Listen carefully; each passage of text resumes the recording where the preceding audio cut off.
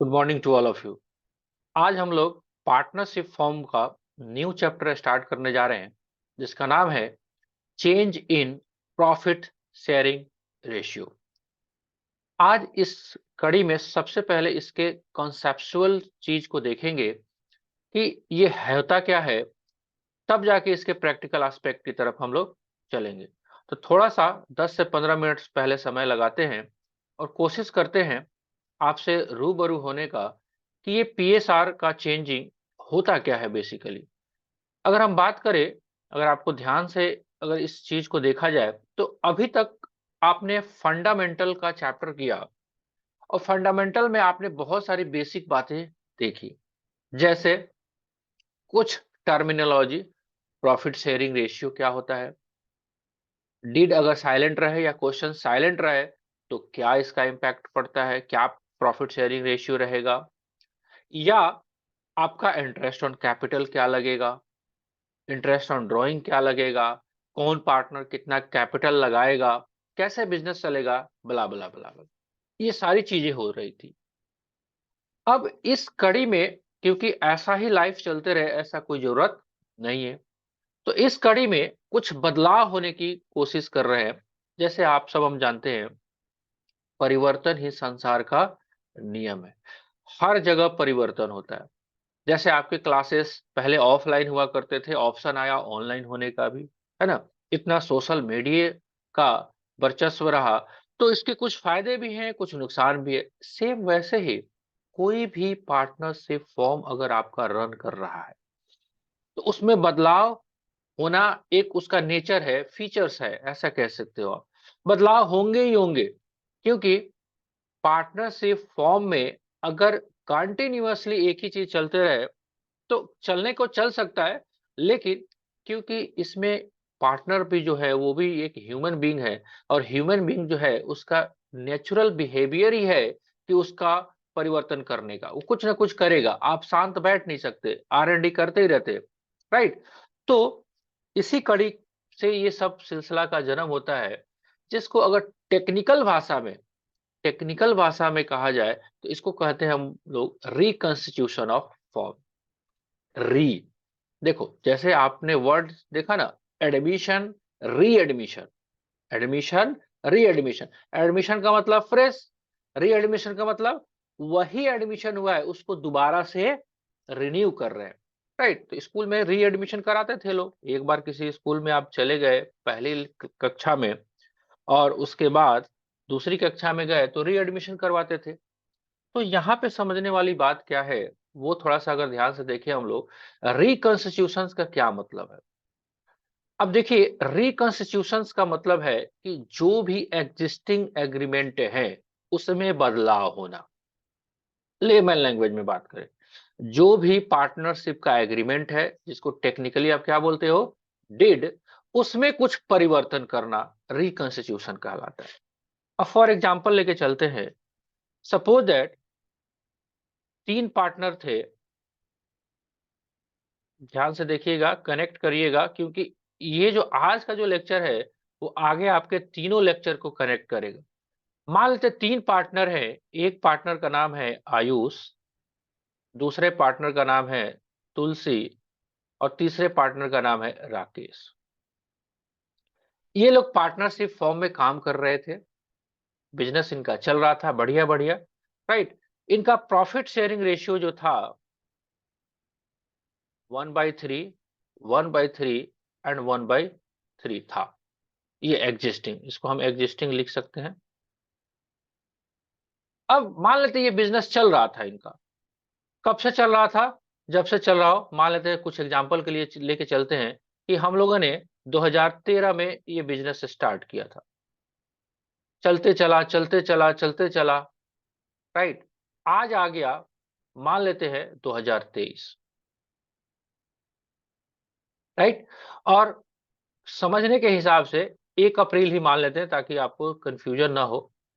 वैसे आज तो है नहीं 1 अप्रैल 2023, फिर भी लेकिन मान लेते हैं 1/4/2023। इस दिन आते हैं ये लोग और कहते हैं कि यार मजा नहीं आ रहा है, कुछ चेंज किया जाए। क्या कह रहे हैं ये तीनों? यार मजा नहीं आ रहा है, कुछ चेंज किया जाए। अब ये सोच के देखिए कि पिछले 10 सालों से 13 से लेके 23 तक इन लोगों ने क्या किया होगा, बिजनेस किया होगा। जो भी प्रॉफिट आया होगा वो कैसे बटा होगा, इनके प्रॉफिट शेयरिंग रेशियो में बटा होगा कि नहीं बटा होगा, बटा होगा। Yes sir. अब आज के टाइम में इस तीनों में से ये बात कहते हैं कि यार एक काम करो, इसमें आयुष जो है ना वो कभी कभी आता है ऑफिस में, जैसे क्लास में कभी कभी आता है, वैसे ही ऑफिस में भी कभी कभी आता है। तो इसको क्या किया जाए, इसको थोड़ा सा प्रॉफिट कम कर दिया जाए। भाई तैयार होना पड़ेगा सबको। आयुष से बोलता है चलो कोई बात नहीं कर दो।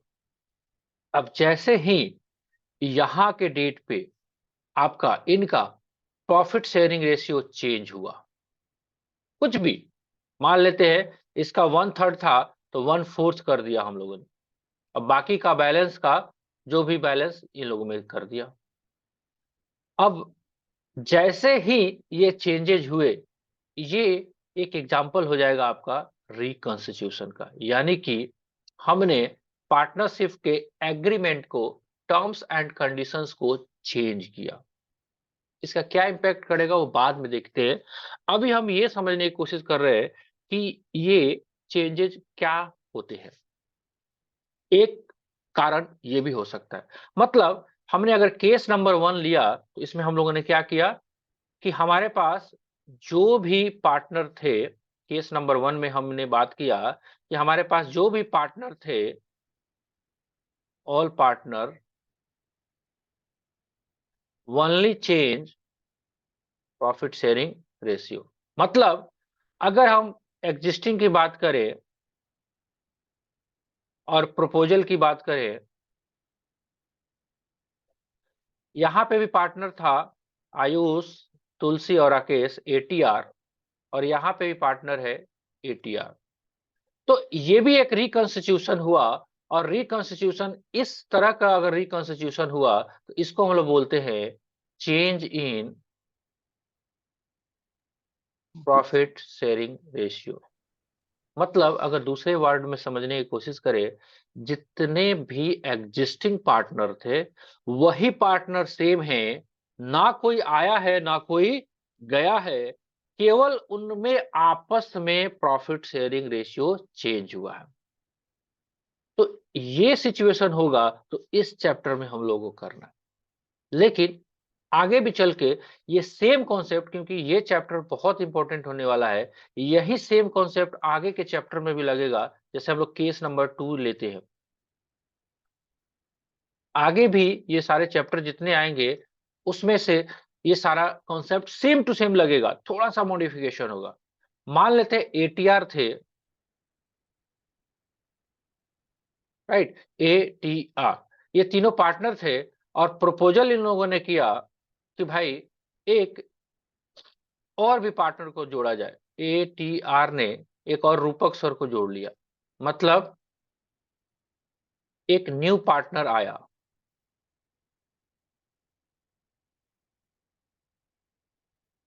तो जैसे ही ये आएगा, इसको अलग से हम लोग चैप्टर में करेंगे जिसका नाम रहेगा एडमिशन ऑफ पार्टनर। देखो काम वही होगा। क्यों होगा, क्योंकि मान लेते हैं इनका 1:1:1:1 प्रॉफिट शेयरिंग रेशियो था बराबर, और आगे चल के भी 4 पार्टनर हो जाएंगे तो 1:1:1:1 अगर रहेगा, तो क्या प्रॉफिट शेयरिंग रेशियो चेंज हुआ कि नहीं हुआ, हुआ। और ये रेशियो जो चेंज हुआ due to admission of a partner. आ रही बात समझ में, मतलब कहीं भी प्रॉफिट शेयरिंग रेशियो में चेंज होगा तो उसको हम लोग क्या टेक्निकली बोलेंगे, उसको हम लोग बोलेंगे रिकॉन्स्टिट्यूशन। रिकॉन्स्टिट्यूशंस में बी क्लासिफाइड, अगर आपका एग्जिस्टिंग पार्टनर ही रहते हैं, उनमें आपस में प्रॉफिट शेयरिंग रेशियो चेंज होता है, चेंज इन पीएसआर के चैप्टर में पढ़ना है। अगर कोई बंदा आ गया तो भी प्रॉफिट शेयरिंग रेशियो चेंज होगा, राइट, तो भी वो रिकॉन्स्टिट्यूशन का पार्ट होगा, लेकिन उसको टेक्निकली क्या बोलेंगे, एडमिशन। केस नंबर 3, अगर कोई पार्टनर नाराज हो जाता है, जैसे एटीआर थे और इसमें से आयुष कहता है कि सर अब आप ही दोनों संभालो, मैं नहीं रहता। मतलब आयुष र- चला गया, अब बच गए टीआर। राइट, एक पार्टनर चला गया। अब इस केस को क्या कवर अप करेंगे, इसको हम लोग बोलेंगे रिटायरमेंट।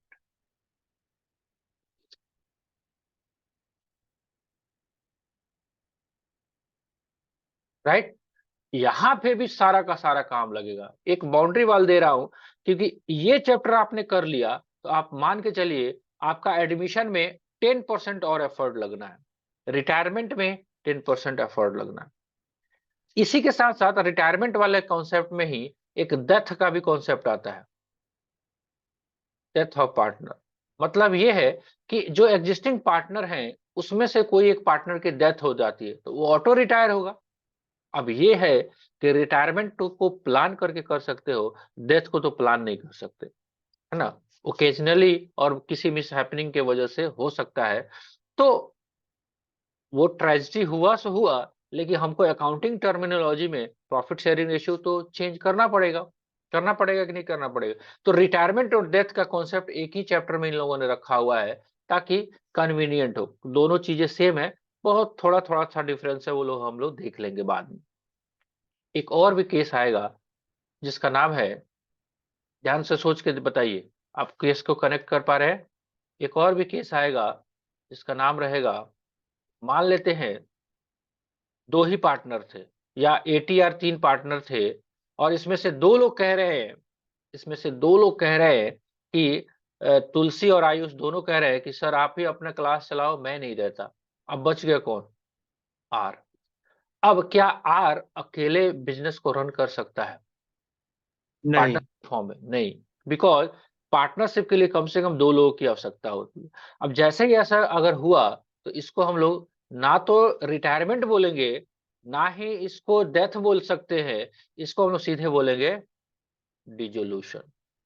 फॉर्म ही नहीं रहा, फॉर्म ही क्लोज हो गया। राइट, तो डिजोल्यूशन का कारण, एक कारण ये भी हो सकता है, और दूसरा कारण आपस में समझौता से भी हो सकता है कि भाई चलो अब हम लोग बहुत बिजनेस कर लिए, बहुत क्लास करा लिए, थक गए, अब नहीं कराते क्लास, बंद करते, तो बंद कर दीजिए। तो ये एक सिचुएशन अभी तक आपको डिस्कस किया गया। These all are called reconstitution of the firm, reconstitution of the firm. अब शायद अगर आपको ये बात पहले समझ में आया कि रिकंस्टिट्यूशन का क्या मतलब होता है, तब जाके आगे इसका क्या इम्पैक्ट होने वाला है उसको हम लोग डिस्कस करेंगे।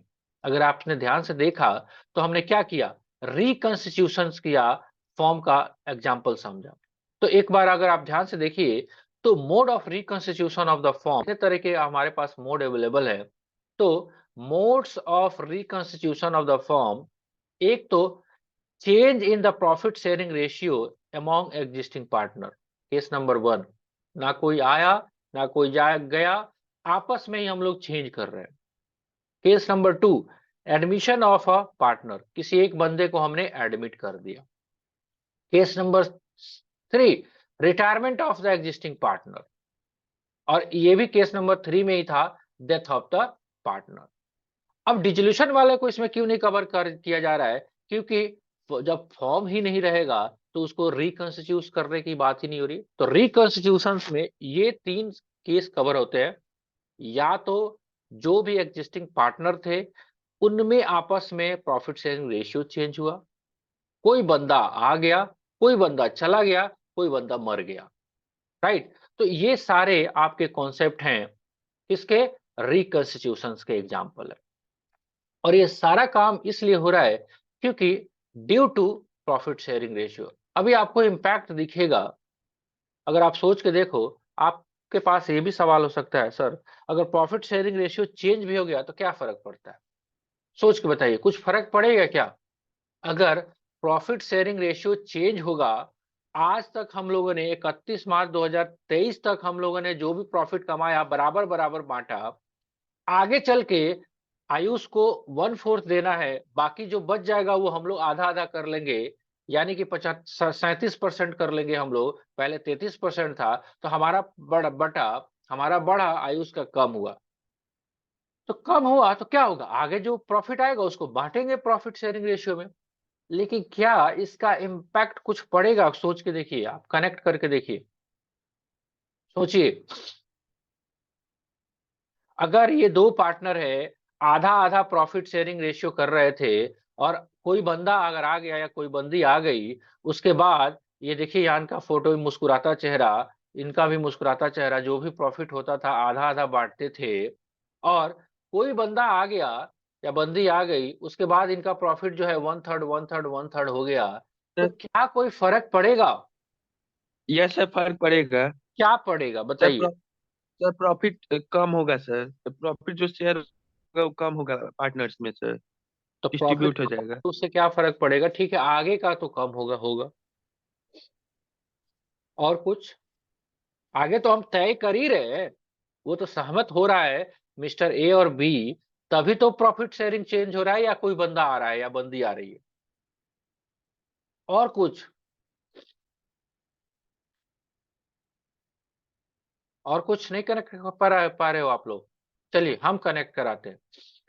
हमने जो एग्जांपल लिया था, मान लेते हैं हमने बिजनेस स्टार्ट किया था 2023 में, 13 में, राइट? तो 2013 में जो बिजनेस स्टार्ट किया था आपने, 2013 से लेकर 2023 तक आपने बहुत सारा एक्टिविटी किया होगा, राइट? एक्टिविटी का मतलब सेल्स, परचेज किया होगा, और आपने नेट प्रॉफिट भी कमाया भी होगा, और इस नेट प्रॉफिट को डिस्ट्रीब्यूट भी किया होगा कि नहीं किया होगा? किया होगा। लेकिन क्या आपको कुछ और भी काम नजर आ रहा है इसमें? इन 10 सालों में और क्या हुआ? इन 10 सालों में कुछ हुआ या नहीं हुआ? एक काम तो जरूर हुआ कि आपका नाम हुआ। एक काम तो जरूर हुआ कि आपका नाम हुआ। आपने जी जान मेहनत से जो इंस्टीट्यूट्स को चलाया, अपने खून पसीने को बहाया, तो एक आपने नाम जनरेट किया, जिसको टेक्निकली लोग बोलते हैं गुडविल, ख्याति। नाम कमाया, पहला चीज। दूसरा, अगर आपने हर सालों का profit and loss appropriation account बनाया, उस profit and loss appropriation account से अगर कुछ आपने रिजर्व ट्रांसफर किया था, रिजर्व में पैसे किए, यानी कि अगर आपका जो बैलेंस शीट है पिछले 10 सालों की हम देख के बात करें, इस बैलेंस शीट में कुछ आइटम पड़े होंगे, जो कि जैसे मान लेते हैं कुछ जनरल रिजर्व है, जनरल रिजर्व है। मान लेते हैं हर साल आपने 1-1 लाख रुपया जमा किया, 10 लाख पड़ा हुआ है। ये किसका है? किसका है? मान लेते हैं 9 लाख रुपया है। ये किसका पैसा है? आयुष का, केस है। किसी का, और राकेश का। 31/3/23 में। आज कनेक्ट कर लो। देखो, कॉन्सेप्ट समझ लोगे, प्रैक्टिकल क्वेश्चन करने में बहुत आसानी होगी। कॉन्सेप्ट नहीं समझ में आएगा, प्रैक्टिकल क्वेश्चन करने में बहुत दिक्कत होगा। अब मान लेते ये 9 लाख रुपया पड़ा हुआ है। ये कौन सा पैसा पड़ा हुआ है? 13 में कमाया था, 14 में कमाया था, 15 में कमाया था। मतलब जो पैसा कमाया था, उसको कायदे से आप बराबर बांटते, लेकिन यस आपने सर। बांटा नहीं, उसको बचा के रखा भविष्य के लिए। और आज आके 2023 में आप कहते हो कि हमारा प्रॉफिट शेयरिंग रेशियो चेंज हो गया। अब चेंज हो गया, अब या तो उस दिन इसको बांट दो, बांटोगे तो तीनों का 3-3 लाख रुपया बढ़ जाएगा। लेकिन अगर नहीं बांटोगे, अगर ये पड़ा रह गया साहब, और अभी बांटते, अगर ओल्ड रेशियो में अगर बांटते इसको, तो हम लोग 3-3 लाख रुपया एक दूसरे को देते, 3 लाख 3 लाख 3 लाख। अगर नया रेशियो जो होगा, अब इसमें से तो आयुष को मिलेगा 1/4। आ रही है बात समझ में? तो 9 लाख का 4 भाग करेंगे तो कितना होगा? 2,25,000। अब बताइए, आयुष का कान खड़ा होगा कि नहीं खड़ा होगा? सर ठीक है, आगे हम लोग, आप हम लोग को नालायक पूछते हैं, हम रोज रोज नहीं आते हैं ऑफिस में, हमको मत दीजिएगा आगे। लेकिन है जो पैसा है 9 लाख, ये तो हम पीछे कमाए हैं। इसमें से आप मेरा प्रॉफिट शेयरिंग रेशियो आप लोग दोनों आदमी मिल के हमको चीटिंग करके फंसा रहे हैं, हमको 3 लाख मिलता और आप हमको 2,25,000 वो बनेगा। अब बोलिए, तो आयुष रोएगा कि नहीं रोएगा? रोएगा ना, रोएगा। तो क्या इसका एडजस्टमेंट होना चाहिए कि नहीं होना चाहिए? होना चाहिए, होना चाहिए। होना चाहिए। ये तो आपका रिजर्व साइड हो गया। मान लेते हैं कि हम लोगों ने कोचिंग खोला था, 2 साल कोचिंग पढ़ाया और एक हम लोगों ने बिल्डिंग खरीदा चांदमारी चौक पे, है ना, जो प्लेस ऑफ एजुकेशन है, वहां पे मान लेते हैं कि एक बिल्डिंग खरीदा था हम लोगों ने 10 लाख में, 2013 में ही। ठीक है, अब बिल्डिंग जो खरीदा था तो बुक्स में तो कॉस्ट पे आ रहा होगा, 10 लाख में खरीदा था 2013 में, आज है 2023, क्या ये 10 लाख का बिल्डिंग 10 लाख में बिकेगा आज? नो नहीं। सर। आज इसका दाम हो सकता है कि 25 लाख हो। एक्चुअली में बेचने नहीं जा रहे, लेकिन क्या इंटरनल वैल्यूएशन तो इसका 25 लाख हो सकता है। अब चूंकि प्रॉफिट शेयरिंग रेशियो चेंज हो रहा है, अब आगे चल के जो भी प्रॉफिट होगा वो नए रेशियो में बटेगा, और फिर आयुष का कान खड़ा होगा कि नहीं होगा? भाई अब दो ऑप्शन है, या तो बिल्डिंग को बेच दो, तो बेच दोगे तो बिजनेस ही बंद हो जाएगा। लेकिन क्या इस बिल्डिंग का वैल्यूएशन जो चेंज हुआ है, क्या उसके रीवैल्यूड अमाउंट के डिफरेंस को क्या एडजस्ट करना पड़ेगा? करना पड़ेगा। क्यों? क्योंकि आज के बाद से आपका प्रॉफिट शेयरिंग रेशियो जो है वो चेंज हो रहा है। अगर आपको फ्यूचर में कभी इस बिल्डिंग को बेचने से प्रॉफिट हुआ 15 लाख, तो वो बराबर बराबर नहीं बढ़ के 1/4 में बढ़ जाएगा ये आयुष को। तो आयुष तो क्वेश्चन करेगा कि आज अभी आप लोग इसको रीवैल्यूड करो। मतलब किसी भी कारण से आपका प्रॉफिट शेयरिंग रेशियो चेंज हो रहा है, तो आपको 3 एडजस्टमेंट तो जरूर करना पड़ेगा। पहला, जो भी पुराने कमाए हुए पैसे हैं उसका एडजस्टमेंट, यानी कि रिजर्व का एडजस्टमेंट। जो भी आपने एसेट्स जनरेट किया है उसको रीवैल्यूएशन करना। और तीसरा, जो 10 सालों का नाम जो है उसका वैल्यूएशन करना। नाम भी तो है ना, खाली बिल्डिंग और फर्नीचर से तो कुछ नहीं होगा। फलाने सर बहुत अच्छा पढ़ाते हैं, क्या इसका नाम का प्रभाव नहीं पड़ता है? जैसे ही आपके कानों ने सुना कि फलाने सर बहुत अच्छा पढ़ाते हैं, वही जाओगे आप पढ़ने। तो वही यस जाओगे सर। पढ़ने, तो उनका रेवेन्यू जनरेट होगा कि नहीं होगा? मिठाई होगा। खरीदना है, कहाँ पे खरीदना है? गैलार्ड में। भाई और भी तो दुकानें हैं, क्या वो पानी का मिठाई बनाते हैं? और गैलार्ड क्या केवल दूध का ही मिठाई बनाता है? बिल्कुल नहीं। लेकिन नाम उसने ड्यूरिंग द पीरियड अपने सर्विसेज को ऐसे किए प्रोवाइड किया है कि उसका नाम बना है, क्वालिटी बना है। बात समझ में आ रही है? तो 2 रुपया वो महंगा भी करेगा। तो ये जो गुडविल है ना, सब डिटेल में हम लोग चर्चा करेंगे। आज थोड़ा सा एक कनेक्टिविटी हम देने की कोशिश कर रहे हैं कि ये अगर ऐसा काम हुआ तो क्या क्या करना पड़ेगा। तो कुछ कनेक्ट कर पाए आप इस चैप्टर को?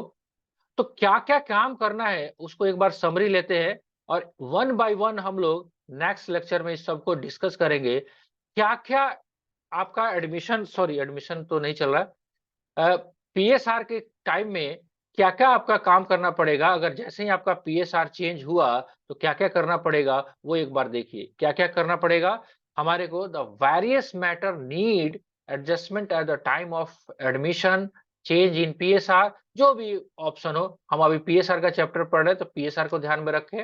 राइट, क्या क्या है, हम क्या क्या चेंज करेंगे? एक तो एडजस्टमेंट करेंगे प्रॉफिट शेयरिंग रेशियो का। दूसरा, गुडविल का। ये गुडविल क्या है? गुडविल जो नाम आपने कमाया है। राइट, अब गुडविल क्या है, इसका कैसे वैल्यूएशन होता है, इसका कैसे एडजस्टमेंट होता है, सारा इस चैप्टर में करेंगे धमाकेदार तरीके से। पहले एक बार आज के लेक्चर में आपको ये कनेक्ट करना था कि पीएसआर क्या है, चेंज उसमें क्या हो रहा है, उसका क्या इंपैक्ट पड़ रहा है। Goodwill, profit loss arise from revaluation of assets. मतलब जो भी आपका एसेट्स बैलेंस शीट में पड़ा हुआ है उसको रिवैल्यूएट करके आपको उसका एडजस्टमेंट करना है। तो पहला काम, दूसरा काम, तीसरा काम और पुराने प्रॉफिट रिजर्व उसको एडजस्ट करना है, और पांचवा काम अगर कैपिटल में भी एडजस्टमेंट करने की जरूरत पड़ी तो वो भी करेंगे। तो पांच काम जरूर करेंगे। चितजल पावक गगन समीरा, पंच तत्व मिले बना शरीरा। पांच काम गांठ बांध कर करने हैं हमको। एडजस्टमेंट पीएसआर का, एडजस्टमेंट गुडविल का, एडजस्टमेंट प्रॉफिट लॉस रिवैल्यूएशन और एसेट्स लायबिलिटी का, जो पुराने प्रॉफिट है उनको डिस्ट्रीब्यूट करना, कैपिटल का डिस्ट्रीब्यूशन करना करेंगे। अभी ये मान के हम चलते हैं कि अभी आप लोग का बहुत सारा कनेक्टिविटी हुआ भी नहीं होगा, क्योंकि ऊपर से गया होगा, क्योंकि फर्स्ट टाइम कर रहे हैं। जो थोड़ा बहुत इसको पढ़े होंगे उनको याद हो रहा होगा, अरे अच्छा, अरे यार ये तो पढ़े थे यार, ये एडजस्टमेंट पीएसआर वाला था। तो केवल क्वेश्चन बनाने से नहीं होगा, बिकॉज अगर इस चैप्टर को आप मन से जरूर करेंगे तो आपका एडमिशन और रिटायरमेंट का क्वेश्चंस पे इसका 95% मदद मिलने वाला है। 1-2% नहीं, 95%, 5% ही एक्स्ट्रा काम करना है एडमिशन और रिटायरमेंट में। तो इस काम को तो करना पड़ेगा डिटेल में, राइट। तो आज केवल एक बाउंड्री वॉल। कल के लेक्चर में हम लोग क्या कोशिश करेंगे, कैसे पीएसआर का जो एडजस्टमेंट होता है उसका टेक्निकल इशू देखेंगे हम लोग, कि प्रॉफिट शेयरिंग रेशियो में अगर चेंज हुआ तो भ्रांति भ्रांति प्रकार के आपको कंफ्यूजन क्रिएट करवाया जाएगा क्वेश्चन में, बुक्स में। उसको हम लोग वन बाय वन कुछ एग्जांपल इलस्ट्रेशन के साथ देखेंगे। आज का काम ये रहता है आपका होमवर्क, कि आपके पास जो ये चैप्टर अवेलेबल है उस चैप्टर के थ्योरेटिकल पोर्शंस को एक बार रीड करेंगे, 4-5 पेज जो होगा, और कोशिश करेंगे इस कॉन्सेप्ट को कनेक्ट करने का उससे, जितनी आज बातें हुई है।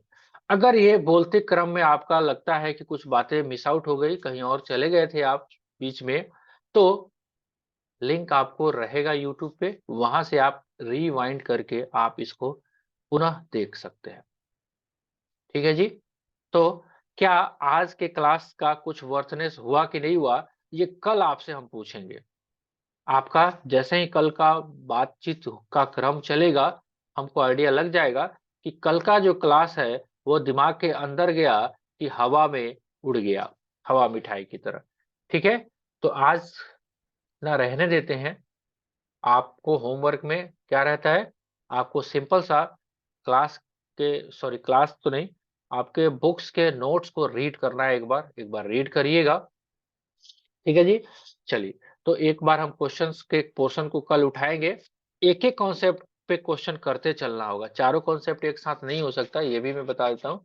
और इसमें सबसे महान काम वो गुडविल का वैल्यूएशन ही होगा, क्योंकि उसी में 2-3 लेक्चर लग जाएंगे।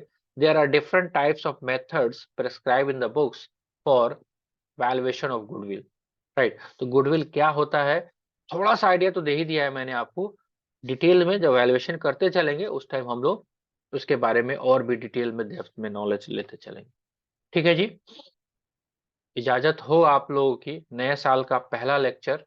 तो हम भी छुट्टी मनाने जाएं आज के लिए। पढ़ेंगे आप घर पे? अच्छा। चलिए पढ़िए घर पे। ठीक है जी। बाकी जो नोट्स वगैरह है वो हम आप शेयर कर देते हैं आपको, क्वेश्चंस वाला जो हमारे पास अवेलेबल है, ताकि आप उसको मैच भी कर लेंगे एक बार अपने बुक से। ठीक है जी। मिलते हैं हम लोग नेक्स्ट लेक्चर में। तब तक good day to all of you.